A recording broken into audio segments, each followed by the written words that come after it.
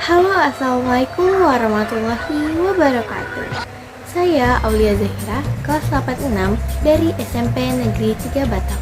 Dalam pertemuan kali ini, saya akan menjelaskan mengenai penyakit anemia. Yang pertama, saya akan membahas pengertian anemia. Kurang darah atau anemia adalah kondisi ketika tubuh kekurangan sel darah merah yang sehat atau ketika sel darah tidak berfungsi dengan baik.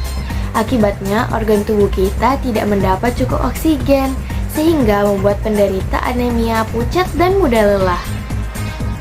Anemia bisa terjadi sementara atau dalam jangka panjang dengan tingkat keparahan ringan sampai berat.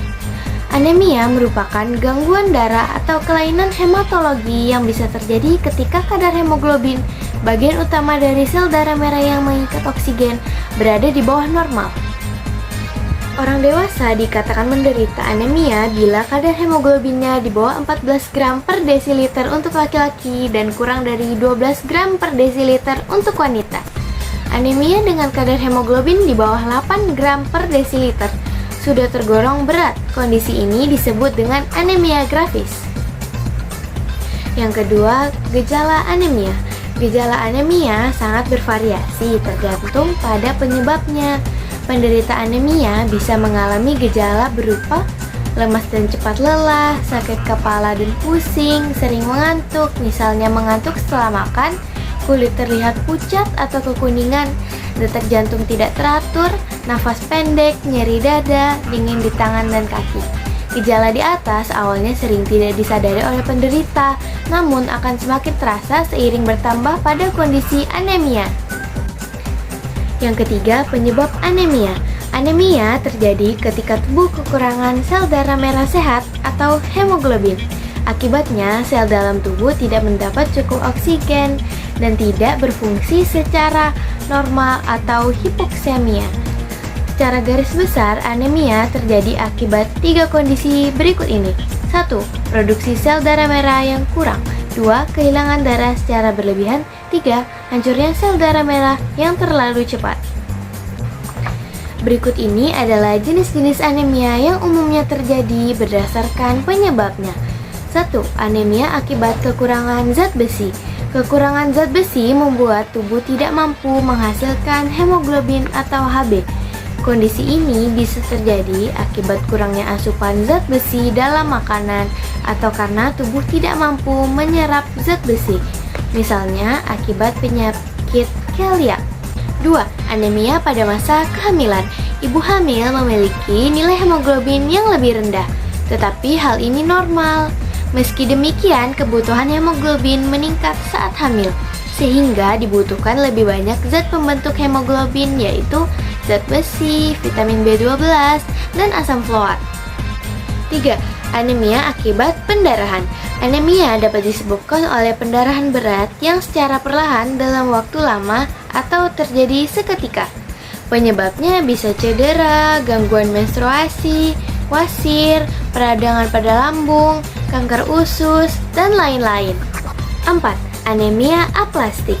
Anemia aplastik terjadi ketika kerusakan pada sumsum tulang membuat tubuh tidak mampu lagi menghasilkan sel darah merah secara optimal.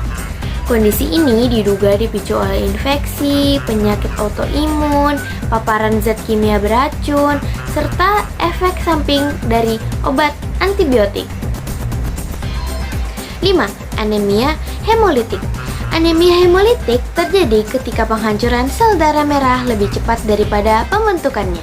Kondisi ini dapat diturunkan dari orang tua atau didapat setelah lahir akibat kanker darah, infeksi bakteri atau virus, penyakit autoimun, serta efek samping obat-obatan seperti paracetamol, penisilin, atau obat malaria. 6. Anemia akibat penyakit kronis. Beberapa penyakit dapat memengaruhi proses pembentukan sel darah merah, terutama bila berlangsung dalam jangka panjang. Beberapa di antaranya adalah penyakit ginjal, kanker, dan HIV. 7. Anemia sel sabit. Anemia sel sabit disebabkan oleh mutasi perubahan genetik pada hemoglobin. Akibatnya, hemoglobin menjadi lengket dan berbentuk tidak normal, yaitu seperti bulan sabit. 8. Talasemia. Talasemia disebabkan oleh mutasi gen yang mengaruhi produksi hemoglobin. Seseorang dapat menderita talasemia jika satu atau kedua orang tua memiliki kondisi yang sama. Keempat, cara pencegahan anemia. Beberapa jenis anemia seperti anemia pada masa kehamilan dan anemia akibat kekurangan zat besi dapat dicegah dengan pola makan kaya nutrisi, terutama makan makanan kaya zat besi dan asam folat seperti daging, sereal, kacang-kacangan, sayur berdaun hijau gelap, roti, dan buah-buahan. Makanan kaya vitamin B12 seperti susu dan produk turunannya seperti makanan berbahan dasar kacang kedelai, seperti tahu dan tempe. Buah-buahan kaya vitamin C misalnya jeruk, melon, tomat, dan stroberi. Selain dengan makanan, anemia akibat kekurangan zat besi juga dapat dicegah dengan mengonsumsi suplemen zat besi secara rutin. Kadar Hb normal pada setiap orang berbeda-beda tergantung pada usia dan jenis kelaminnya. Berikut ini adalah kisaran nilai Hb normal.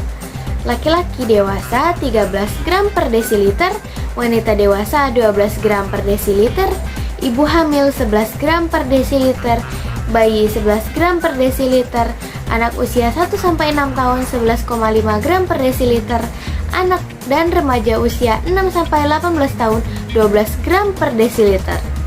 Yang kelima, cara pengobatan anemia.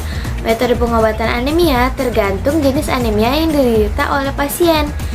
Perlu diketahui, pengobatan bagi satu jenis anemia bisa berbahaya bagi anemia jenis lainnya. Oleh karena itu, dokter tidak akan memulai pengobatan sebelum mengetahui penyebabnya. Beberapa contoh pengobatan anemia atau obat kurang darah berdasarkan jenisnya. Anemia akibat kurang zat besi. Kondisi ini diadaptasi dengan mengonsumsi makanan dan suplemen zat besi. Anemia pada masa kehamilan. Kondisi ini ditangani dengan pemberian suplemen zat besi, asam folat, dan vitamin B12 yang dosisnya ditentukan oleh dokter. Anemia akibat pendarahan. Kondisi ini diobati dengan menghentikan pendarahan. Bila diperlukan, dokter juga akan memberikan suplemen zat besi atau transfusi darah. Anemia aplastik. Pengobatannya adalah dengan transfusi darah untuk meningkatkan jumlah sel darah merah atau transplasi cangkok sumsum tulang bila sumsum tulang pasien tidak bisa lagi menghasilkan sel darah merah yang sehat. Anemia hemolitik. Pengobatannya dengan menghentikan konsumsi obat-obatan yang memicu anemia hemolitik. Anemia akibat penyakit kronis. Kondisi ini diatasi dengan mengobati penyakit yang mendasarinya. Pada kondisi tertentu diperlukan transfusi darah dan suntik hormon eritropoietin untuk meningkatkan produksi sel darah merah. Anemia sel sabit. Kondisi ini ditangani dengan suplemen zat besi dan asam folat, cangkuk sumsum tulang, dan pemberian kemoterapi. Dalam kondisi tertentu, dokter akan memberikan obat pereda nyeri dan antibiotik. Talasemia. Dalam menangani talasemia, dokter dapat melakukan transfusi darah, pemberian suplemen asam folat, pengangkatan limfa, dan cangkok sumsum tulang. Sekian penjelasan saya tentang penyakit anemia. Kurang dan lebihnya mohon maaf. Wassalamualaikum warahmatullahi wabarakatuh.